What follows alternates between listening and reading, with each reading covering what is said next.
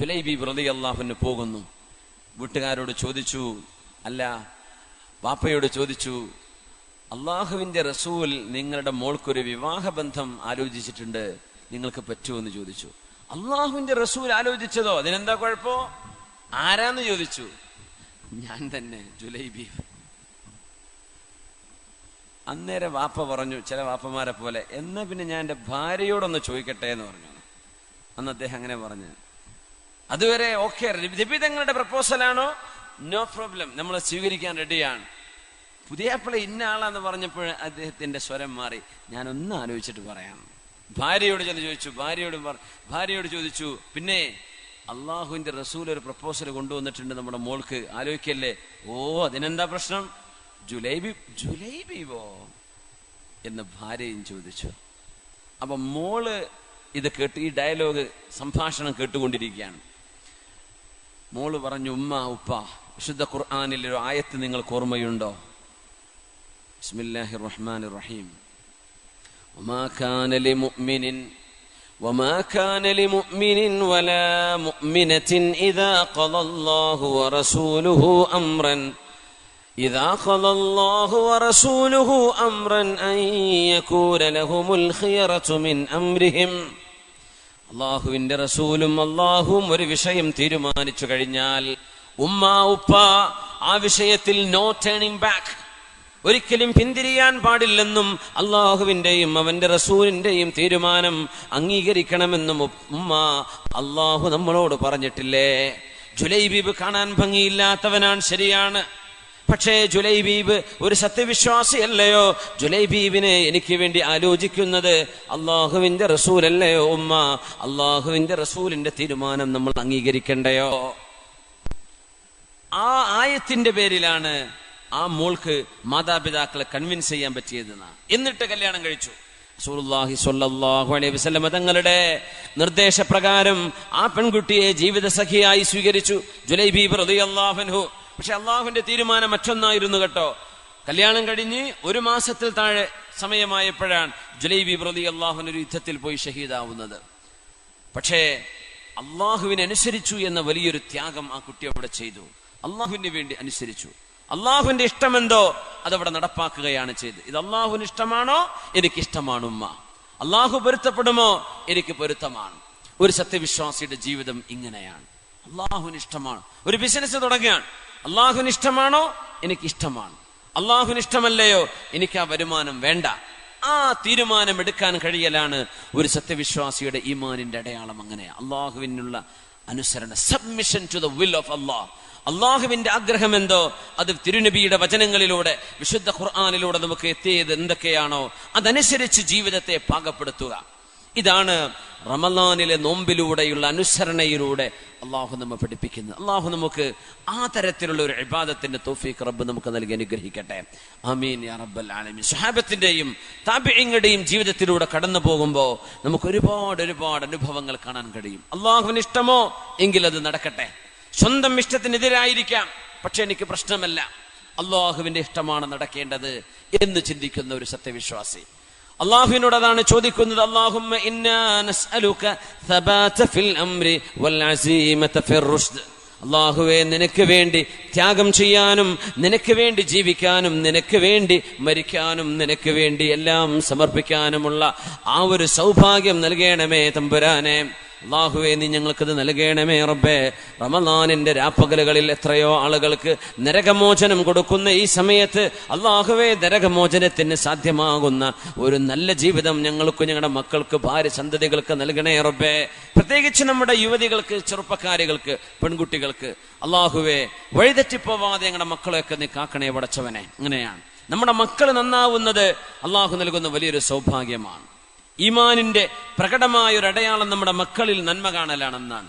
ഉമർ ഇബ്നു അബ്ദുൽ അസീസ് റളിയല്ലാഹു അൻഹു അന്ന് പെരുന്നാൾ ദിവസം എല്ലാ മക്കളും നല്ല വസ്ത്രമിട്ട് നടക്കുമ്പോ ബഹുമാനപ്പെട്ടവരുടെ രാജാവെന്ന് ഇസ്ലാമിൽ പറയില്ല, ഖലീഫയാണ്, ഭരണാധികാരിയാണ്, പ്രതിനിധിയാണ്. ഖലീഫത്തു റസൂലില്ല, അള്ളാഹുവിന്റെ റസൂലിന്റെ പ്രതിനിധി എന്നൊക്കെ പറയുന്ന പോലെ ദീനിന്റെ പ്രതിനിധിയാണ് മഹാനായ ഖലീഫ ഉമർ ഇബ്നു അബ്ദുൽ അസീസ് റളിയല്ലാഹു അൻഹുവിന്റെ പ്രിയപ്പെട്ട മോൻ. കീറിയ വസ്ത്രം ധരിച്ച് മുമ്പിലൂടെ നടന്നു വന്നപ്പോഴാണ് ബഹുമാനപ്പെട്ടവരെ കണ്ണിൽ നിന്ന് കണ്ണുനീര് വാർത്തത്. അപ്പൊ കുട്ടി ചോദിക്കുകയാണ്, 10-11 വയസ്സുള്ള മോൻ, വാപ്പാ എന്തിനാ നിങ്ങൾ ഈ കരയുന്നത്? ഒന്നുമില്ല മോനെ, നിന്റെ കൂട്ടുകാരായ നാട്ടുകാരായ പിള്ളേരൊക്കെ നല്ല വസ്ത്രമിട്ട് നടക്കുമ്പോ ഈ തുന്നിപ്പിടിപ്പിച്ച വസ്ത്രമില്ലേ ഖലീഫയുടെ മോനായ എന്റെ മോനായ അബ്ദുള്ള നിങ്ങൾ ഉടുത്തിട്ടുള്ളത് തുന്നിവെച്ച വസ്ത്രമല്ലേ, എനിക്കത് കാണുമ്പോൾ വിഷമം തോന്നുകയാണ് എന്ന് പറഞ്ഞു വാപ്പ. കാരണം ഗവൺമെന്റിന്റെ പൈസയിൽ നിന്ന് ഒന്നും അനർഹമല്ലാത്തത് ഒന്നും എടുക്കൂല എന്ന് പറഞ്ഞ മഹാനാണ്, അത് ജീവിതത്തിൽ കാണിച്ച മഹാനാണ് ഉമർ ഇബ്നു അബ്ദുൽ അസീസ് റളിയല്ലാഹു അൻഹു. എല്ലാ ഖലീഫമാരെ പോലെ തന്നെ. അപ്പൊ മോനൊരു വാക്ക് പറഞ്ഞു ഇങ്ങോട്ട് വാപ്പയോട്, ഉപ്പാ കരയെ, എന്റെ ഈ ഡ്രസ്സ് കണ്ടിട്ട് കരയെ. നല്ല പക്വമായൊരു വാക്ക് പറഞ്ഞു, ഉപ്പാ ഇന്നമാ യബ്കി മൻ അസാ റബ്ബാഹ് വഅഖ ഉമ്മഹു വഅബാഹ് വഅന ലസ്തു മിൻഹും യാ അബതാഹ്. മോൻ പറഞ്ഞ വാക്കാണത്. ഉപ്പാ എന്തിനാണ് സങ്കടപ്പെടേണ്ടത്? ഇന്നമാ യബ്കി മൻ അസാ റബ്ബാഹ്, തന്നെ സൃഷ്ടിച്ച സൃഷ്ടാവായ ഉടമസ്ഥനായ അല്ലാഹു, അവനെ അനുസരിക്കാത്തവരല്ലേ വാപ്പാ കരയേണ്ടത്, അല്ലാഹുവിനറിയാത്തവരല്ലേ കരയേണ്ടത്. വഅസാ ഉമ്മഹു വഅബാ, സ്വന്തം മാതാപിതാക്കളെ സങ്കടപ്പെടുത്തിയവനല്ലേ കരയേണ്ടത്, സ്വന്തം മാതാപിതാക്കളെ ധിക്കരിച്ചവരല്ലേ കരയേണ്ടത്, അല്ലാഹുവിനെ ധിക്കരിച്ചവരല്ലേ കരയേണ്ടത്. വഅന ലസ്തു മിൻഹും യാ അബതാ, ഉപ്പാ ഈ 2 പാതകവും നിങ്ങളുടെ മോൻ ചെയ്തിട്ടില്ല, അതുകൊണ്ട് എന്റെ വിഷയത്തിൽ എന്തിനാണ് ഉപ്പ സങ്കടപ്പെടുന്നത്? വാപ്പാക്ക് തിരുത്തി കൊടുക്കുകയാണ്, തിരുത്തുകയല്ല, വാപ്പയെ ഓർമ്മപ്പെടുത്തുകയാണത്. ये फैजान नजर था या मकतब की करामत थी, सिखाया किसने इस्माइल को आदाब फर्जंदी. ആരാണ് ഈ അനുസരണ നൽകുന്നത്? ഇത് അല്ലാഹു നൽകുന്ന സൗഭാഗ്യമല്ലയോ? നമ്മുടെ മക്കളിൽ ഈ നന്മ കാണുന്നത്, മക്കൾ അല്ലാഹുവിനെ ഇഷ്ടപ്പെടുന്നത്, നമ്മുടെ ജീവിതത്തിൽ അല്ലാഹുവിന് ഇഷ്ടമാകുന്നത്, നമ്മുടെ മക്കൾ അല്ലാഹ്ക്ക് എന്ത് ഇഷ്ടമാണോ അതുപോലെ ജീവിക്കുന്നത്, നമ്മളും നമ്മുടെ കുടുംബവും അച്ചടക്കത്തിൽ ജീവിക്കുന്നത് അല്ലാഹുവിന് ഇഷ്ടമാണ്, ഉള്ളത് കൊണ്ട് തൃപ്തിപ്പെട്ട് ജീവിക്കുന്നത്. നമ്മൾ പട്ടിണി കിടക്കുകയാണ്, ഇപ്പൊ പട്ടിണിയിലാണ്, ലിറ്ററലി നമ്മൾ ശരിക്കും ഫാസ്റ്റിങ്ങിലാണ് അല്ലേ. ഒന്നുമില്ല, ഇത് സഹിക്കാനുള്ള, എന്തും സഹിക്കാനുള്ള ഒരു കഴിവ് നമുക്ക് ലഭിക്കുന്നു. നമ്മുടെ ഭാര്യമാർ, നമ്മുടെ കുടുംബം ഉള്ളതനുസരിച്ച് ജീവിക്കുകയും പൊരുത്തപ്പെടുകയും ചെയ്യുമ്പോ നോമ്പിലൂടെ ലഭ്യമാവേണ്ട ഗുണം അങ്ങനെയാണ് ഖനാഅ. അല്ലാഹു എന്ത് നൽകുന്നുണ്ടോ അത് ഇഷ്ടപ്പെട്ട് ജീവിക്കുക, പരാതിയില്ല, ഒന്നും പരാതിയില്ല. വീട്ടുകാർ അല്ലാഹുവിന്റെ ഇഷ്ടത്തിൽ ജീവിക്കുന്നവർ, പരാതിയില്ല. അബൂ മുസ്ലിം അൽ ഖൗലാനി റഹ്മത്തുള്ളാഹി അലൈഹി പ്രഗൽഭനായ പണ്ഡിതനാണ്, മുസ്തജാബു ദഅവ, ദുആഇന് ഉത്തരമുള്ള മഹാനായിരുന്നു അബൂ മുസ്ലിം അൽ ഖൗലാനി റഹ്മത്തുള്ളാഹി അലൈഹി. തന്റെ ഭാര്യ ഒരു നല്ല ഭാര്യയായിരുന്നു. അദ്ദേഹം രാത്രി വീട്ടിലേക്ക് വരുമ്പോ മുറ്റത്തെത്തുമ്പോ ഒന്ന് തൊണ്ടയനക്കുന്ന, വാപ്പാർക്ക് നമ്മുടെ പഴയ വലിയ വാപ്പാർക്കൊക്കെ ഉണ്ടാവും ഒരു കാറി കുറച്ചൊരു തുപ്പലോ ഒരു തൊണ്ടയനക്കലോ ഒരു സിഗ്നലാണ്, വീട്ടിലേക്ക് ഞാൻ വരുന്നുണ്ട്, ടോർച്ചൊക്കെ തിരിച്ചെന്ന് വരുന്നൊരു വരവില്ലേ. വാപ്പ മുറ്റത്തെത്തിന്ന് കണ്ടാൽ ഉമ്മ റൂമിൽ വിളക്ക് കത്തിച്ചു വെക്കും, വാതിൽ തുറന്നു വെക്കും. വരാന്തയിലെത്തിയാൽ അബൂ മുസ്ലിം അൽ ഖൗലാനി എന്നവർ അസ്സലാമു അലൈക്കും എന്ന് സലാം പറയും. ഭാര്യ വാതിൽ തുറന്ന് സലാം മടക്കി ഭർത്താവിനെ സ്വീകരിക്കും. അവരൊരുമിച്ച് അശാഹ് ഭക്ഷണം കഴിക്കും, രാത്രി ഭക്ഷണം കഴിക്കും, അവരിരുന്ന് സംസാരിക്കും. കുറച്ചു കഴിഞ്ഞ് അവർ ഉറങ്ങും. അങ്ങനെ നല്ല റാഹത്തിൽ ജീവിക്കാൻ മുആവിയ റളിയല്ലാഹു അൻഹു ഭരിക്കുന്ന സമയമാണത്. നല്ല റാഹത്തിൽ ജീവിക്കുക, ഒരു ബുദ്ധിമുട്ടും കുഴപ്പമൊന്നുമില്ല. അതിൻ്റെ ഇടയ്ക്ക് ഏതോ ഒരു അയൽപ്പക്കത്തെ പെണ്ണ് വന്നിട്ട് ഭാര്യയോട് ചോദിച്ചു, അല്ല എന്തിനാ മോളെ ഈ കഷ്ടപ്പാടൊക്കെ? ഒരു വേലക്കാരിയെ അല്ലെങ്കിൽ ഒരു വേലക്കാരനെ നിങ്ങളുടെ ഭർത്താവ് വിചാരിച്ചാൽ കിട്ടുമല്ലോ. കാരണം നിങ്ങളുടെ ഭർത്താവ് മുആവിയ റളിയല്ലാഹു അൻഹു എന്ന ഇസ്ലാമിന്റെ ഖലീഫയും ഭരണാധികാരിയും അദ്ദേഹത്തിന്റെ അടുത്ത ആളല്ലേ. നമ്മൾ പറയില്ലേ മന്ത്രിന്റെ അടുത്ത ആളെ, MLA അടുത്ത ആളെന്നൊക്കെ പറയില്ലേ. ഒരു വേലക്കാരനെ കിട്ടാൻ വല്ല പണിയുണ്ടോ മോൾ എന്തിനാ ഈ വീട്ടിലിങ്ങനെ കഷ്ടപ്പെടുന്നത് എന്ന് 2-3 വീട് അപ്പുറത്തുള്ള ഒരു പെണ്ണ് വന്ന് ഈ പെണ്ണിനെ ദിവസങ്ങളോളം വന്ന് പറഞ്ഞിട്ട് സ്ക്രൂ ചെയ്തു. സ്വാഭാവികമായിട്ടും പെണ്ണുങ്ങളല്ലേ, അവളും വിചാരിച്ചു ഞാനിപ്പോ എന്തിനായി അതുവരെ കഷ്ടപ്പാടെന്താന്ന് ആലോചിച്ചിട്ടില്ല, ഞാനിപ്പോ എന്തിനായി കഷ്ടപ്പെടുന്നത് എന്ന് അവൾക്കും ഒരു ചിന്തയായി. അങ്ങനെ ഒരു ദിവസം പള്ളിയിൽ നിന്ന് വരുമ്പോ ബഹുമാനപ്പെട്ടവർ തൊണ്ട എനിക്ക് വെളിച്ചൊന്നും കത്തിയിട്ടില്ല വീട്ടില്. അസ്സലാമു അലൈക്കും. ഒരു മറുപടി ഇല്ല. വാതിൽ ചാരിക്കിടക്കുന്നു. തുറന്നു നോക്കി പെണ്ണിനെ കാണുന്നില്ല. നോക്കുമ്പോ ഇരുട്ടിലൊരു റൂമിന്റെ മൂലയിൽ ഇങ്ങനെ കുത്തിയിരിക്കുന്നുണ്ട്. അല്ല പെണ്ണെ, നിനക്ക് എന്ത് പറ്റിയും ചോദിച്ചു. ഒന്നുമില്ലാന്ന്. എന്തേ ഇന്ന് ഒരു സ്വഭാവമാറ്റം എന്ന് ചോദിച്ചു. നിങ്ങൾ വിചാരിച്ചാൽ ഒരു വേലക്കാരിയൊക്കെ കിട്ടൂലേ? നിങ്ങൾ മുആവിയ നിങ്ങളുടെ അടുത്ത ആളല്ലേ? അത് ശരി, ഇതാണല്ലേ വിഷയം എന്ന് ചോദിച്ചു.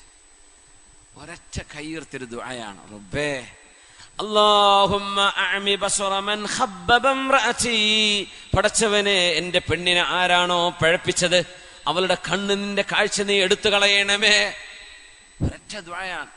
4 വീട് അപ്പുറത്തെ പെണ്ണ് പറഞ്ഞു, മക്കളെ വിളക്ക് പോയല്ലോ മക്കളെ, ഉമ്മ കണ്ണ് കാണും. ഉമ്മ വിളക്ക് പോയിട്ടില്ല, ഉമ്മ വിളക്ക് കത്തുന്നുണ്ടല്ലോ മക്കളെ, ഉമ്മാക്ക് കണ്ണ് കാണില്ലല്ലോ. അസ്വാബത്നി ദഅവതു റജുലി സ്വാലിഹ്.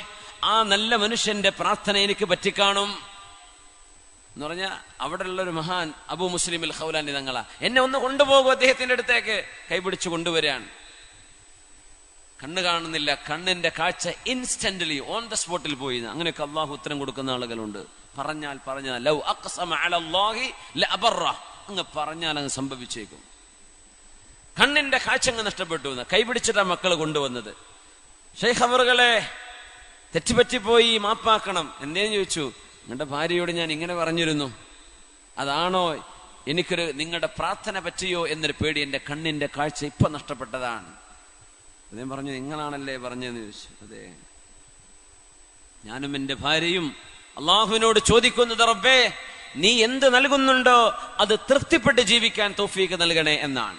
നീ എന്ത് തന്നുവോ അത് പൊരുത്തപ്പെട്ട് ജീവിക്കാൻ നീ തൗഫീഖ് താ എന്നാണ്. ഞങ്ങൾക്ക് ആഡംബരങ്ങളോ വലിയ വലിയ ആവശ്യങ്ങളോ ഒന്നും ഞങ്ങളുടെ ജീവിതത്തിലില്ല. ഉള്ളത് കൊണ്ട് പൊരുത്തപ്പെടുക. അള്ളാഹു ഇത്രയാ തന്നത്, അൽഹംദുലില്ലാ. അതിന് റബ്ബിനെ ശുക്ർ ചെയ്യുക.